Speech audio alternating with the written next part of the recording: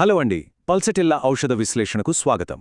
ఈరోజు మనం ఒక అత్యంత ఆసక్తికరమైన, అనడం కన్నా మనందరి క్లినిక్స్లో ప్రతిరోజు మనం చూసే ఒక అతి ముఖ్యమైన ఔషధం గురించి తెలుసుకోబోతున్నాం. అదే పల్సటిల్లా. అయితే ఈరోజు మనం కేవలం సిమ్టమ్స్ లిస్ట్ చదవట్లేదండి. అసలు ఆ పల్సటిల్లా పేషెంట్ క్లినిక్లోకి అడుగు పెట్టగానే ఒక సజీవమైన వ్యక్తిగా వారినెలా గుర్తించాలి, వారి కాన్స్టిట్యూషన్ లేదా రాజ్యాంగపరమైన చిత్రాన్ని ఎలా అర్థం చేసుకోవాలి అనేది చాలా లోతుగా, ప్రాక్టికల్గా చూద్దాం.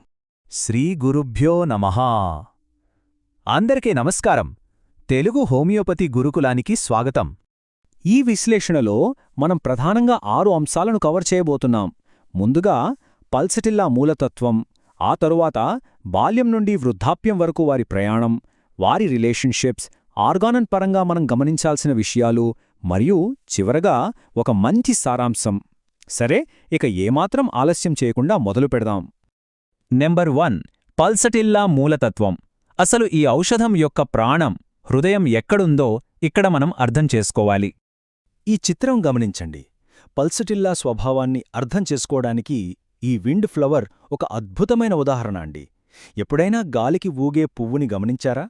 పెద్ద గాలి వచ్చినప్పుడు గట్టిగా నిలబడే చెట్ల కొమ్మలు విరిగిపోతాయి. కాని ఈ చిన్న పువ్వు మాత్రం గాలి ఎటు వీస్తే అటు సున్నితంగా వంగుతుంది. పల్సటిల్లా వ్యక్తుల తత్వం కూడా అచ్చం ఇలాగే ఉంటుంది. వీరు పరిస్థితులకు ఎదురెళ్లరు. ఘర్షణలు అంటే వీరికి అస్సలు పడదు. ఏ పరిస్థితి వచ్చినా సరే దానికి అనుగుణంగా సర్దుకుపోయే ఫ్లెక్సిబుల్ నేచర్ వీరిది. ఇప్పుడు ఈ ఎమోషన్స్ని కొంచెం జాగ్రత్తగా గమనిద్దాం. మృదుత్వం, సిగ్గు, సున్నితత్వం, వశత్వం అంటే ఇతరులకు లొంగిపోయే స్వభావం, ఇంకా అత్యంత లోతైన భావోద్వేగం. ఇవి విడివిడి లక్షణాలు కావండి, ఒక పల్సటిల్లా వ్యక్తిత్వాన్ని నిర్మించే పునాదిరాళ్ళు. వీరు చాలా సాఫ్ట్ హార్టెడ్. ఏ చిన్న మాటన్నా వెంటనే మనసుకు తీసేసుకుంటారు. చాలా ఈజీగా గాయపడతారు. ప్రతి చిన్న ఎమోషనల్ చేంజ్ని వీరు చాలా డీప్గా ఫీలవుతారు. మరి అంత సెన్సిటివ్గా ఉంటే ఏం జరుగుతుంది? సహజంగానే ఎవరైనా ఏదైనా అనగానే వెంటనే కళ్లల్లో నీళ్లు తిరుగుతాయి. పల్సటిల్లా వ్యక్తులు ఎందుకు అంత సులభంగా ఏడుస్తారంటే వాళ్ళ బాధను కంట్రోల్ చేసుకోలేరు. కానీ ఇక్కడే హోమియోపతిలో మనం గమనించాల్సిన ఒక అద్భుతమైన మ్యాజిక్ ఉందండి. వాళ్ళలా ఏడుస్తున్నప్పుడు ఎవరైనా వెళ్ళి జస్ట్ భుజం మీద చెయ్యి వేసి ఏం పర్లేదులే అని ఒక మాట ఓదార్పు ఇస్తే చాలు, వారి బాధ మొత్తం మాయమైపోతుంది. ఓదార్పుతో అపారమైన ఉపశమనం పొందడం అనేది వీరి అతి ముఖ్యమైన లక్షణం. సరే, ఇప్పుడు 2వ మరియు 3వ భాగంలోకి వెళ్దాం. ఒక పల్సటిల్లా వ్యక్తి బాల్యం నుండి వృద్ధాప్యం వరకు ఎలా మారతారో, వారి జీవిత దశల పరిణామం ఎలా ఉంటుందో చూద్దాం. ఈ టైంలైన్ని ఒక్కసారి గమనిస్తే మనకు ఒక క్లియర్ పిక్చర్ వస్తుంది. కాలం మారుతుంది, వయసు పెరుగుతుంది, దాంతోపాటు వారి ప్రవర్తన కూడా మారుతుంది. చిన్నప్పుడు తల్లిని అంటిపెట్టుకుని ఉండే పిల్లాడు పెద్దయ్యాక అందరి ఆమోదం కోరుకుంటాడు. ఆ తర్వాత ఆప్యాయత, వృద్ధాప్యంలోకొచ్చాక తోడుకోసం వెతుకులాట. బయటికి కనిపించే ఎక్స్ప్రెషన్ మారినా సరే లోపలున్న ఒకే ఒక కోరిక, నాకు ఎవరైనా ఒకరు తోడు కావాలి, అటాచ్మెంట్ కావాలి అనేది మాత్రం జీవితాంతం అలానే ఉండిపోతుంది. ఒకసారి ప్రాక్టికల్గా మీ క్లినిక్ సీన్ని ఊహించుకోండి. ఒక తల్లి తన పిల్లాన్ని తీసుకుని వస్తుంది. డాక్టర్గారిని చూడగానే ఆ పిల్లాడు భయపడి తల్లి చీరకొంగు వెనక దాక్కుంటాడు. ఎంత పిలిచినా బయటకు రాడు. పట్టు వదలకుండా అమ్మనే పట్టుకొనే ఉంటాడు. వీళ్ళకి ఎప్పుడూ ఆ ఫిజికల్ అండ్ ఎమోషనల్ సెక్యూరిటీ అనేది అవసరం. ఆప్యాయత దొరకకపోతే ఏడుస్తారు. కేవలం కన్నీళ్ల ద్వారానే వాళ్ల భయాన్ని, బాధను బయటపెడతారు. అదే పిల్లాడు టీనేజ్కి, ఆ తర్వాత అడల్ట్ స్టేజ్కొచ్చేసరికి ఏమవుతుంది? సొసైటీలో సర్దుకుపోవాలి కదా. దానికోసం వాళ్ల సర్వైవల్ మెకానిజం మారుతుంది. స్నేహితులతో కానీ, లైఫ్ పార్ట్నర్తో కానీ ఎప్పుడూ గొడవలు పడకుండా వాళ్లతో సామరస్యాన్ని మెయింటైన్ చేస్తారు. ఎందుకంటే వాళ్లకి ఎదుటివారి అప్రూవల్ కావాలి. నేను నీకు నచ్చానా, నేను చేసింది కరెక్టేనా అని పదే పదే కన్ఫర్మ్ చేసుకోవడం ద్వారా వాళ్లకి కావాల్సిన ప్రేమను సెక్యూర్ చేసుకుంటారు.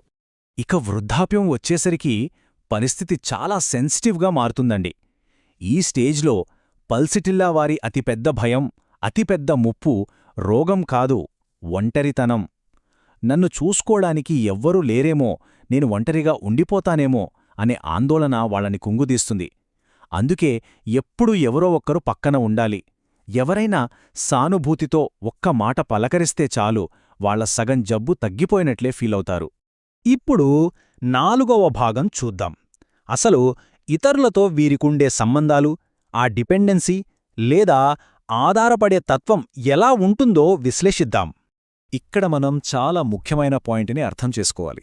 అది తల్లిదండ్రులతో కావచ్చు, భర్తతో కావచ్చు, లేదా ఫ్రెండ్స్తో కావచ్చు. పల్సటిల్లా వారి బంధం ఎప్పుడూ ఒక లోతైన ఎమోషనల్ డిపెండెన్సీపైనే ఆధారపడి ఉంటుంది. వీరు ఇండిపెండెంట్గా నిర్ణయాలు తీసుకోలేరు, అలాగే నాయకత్వం వహించలేరు. వారికి స్వేచ్ఛ కంటే భద్రతే ముఖ్యం. నన్ను గైడ్ చేయడానికి, నన్ను ప్రొటెక్ట్ చేయడానికి ఒకరు ఉండాలి అనే భావనతోనే వాళ్ళ రిలేషన్స్ అన్నీ ఉంటాయి. 5వ భాగం ఆర్గనన్ ఆధారిత పరిశీలన. ఇప్పుడు మనం థియరీ నుండి కొంచెం ప్రాక్టికల్గా డాక్టర్ హానిమాన్ గారి సిద్ధాంతాల వైపు అడుగులేద్దాం.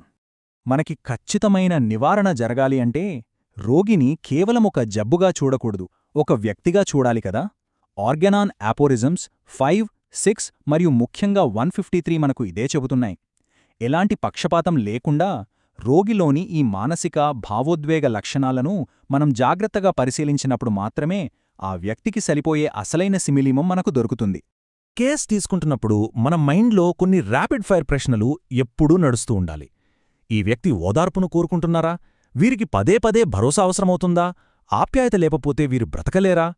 ఈ ప్రశ్నల ద్వారా మీ ఎదురుగా కూర్చున్న పేషెంట్ లక్షణాల వెనక ఉన్న ఆ సజీవమైన పల్సటిల్ల తత్వాన్ని మీరు ఇట్టే పసిగట్టేయవచ్చు. మరి క్లినిక్లో దీన్ని ప్రాక్టికల్గా ఎలా అబ్జర్వ్ చేయాలి చూద్దాం. ఇవి మనకు దొరికే డైరెక్ట్ క్లూస్ అండి. పేషెంట్ చెప్పే మాటలే కాదు, వాళ్ల బాడీ లాంగ్వేజ్ గమనించండి. వాళ్ల ముఖంలో ఆ సాఫ్ట్నెస్, మాట్లాడుతున్నప్పుడు కళ్లలో ఆ అమాయకత్వం, నీళ్లు తిరగడం స్పష్టంగా కనిపిస్తాయి.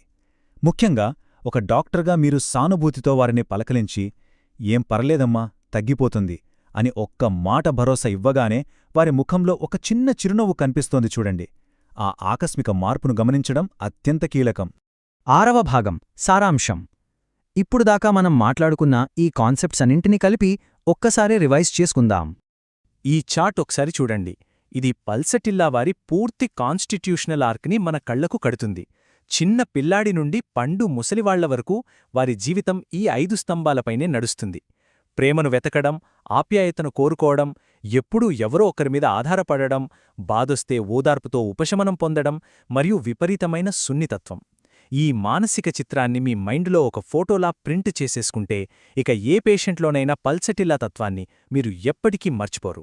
ఇది ఈరోజు మనం తెలుసుకున్న పల్సటిల్లా మానసిక పునాది. అయితే మన తదుపరి విశ్లేషణలో ఇంత ఎమోషనల్గా ఉండే ఈ వ్యక్తుల భౌతిక లక్షణాలు ఎలా ఉంటాయి, వారి ఆహారపు కోరికలేంటి, మొడాలిటీస్ ఎలా ఉంటాయి అనేది డీటెయిల్గా చూద్దాం. ఆలోపు మీకో చిన్న ప్రశ్న. ఎప్పుడూ ఇతరుల ఆప్యాయత కోసం వెతికే ఇంత సున్నితమైన శరీరం బయట వాతావరణంలోని వేడికి లేదా చలికి ఎలా ప్రతిస్పందిస్తుందో ఏమైనా గెస్ చేయగలరా? ఆలోచించండి. తదుపరి భాగంలో కలుద్దాం. జై శ్రీకృష్ణ. వాసుదేవా.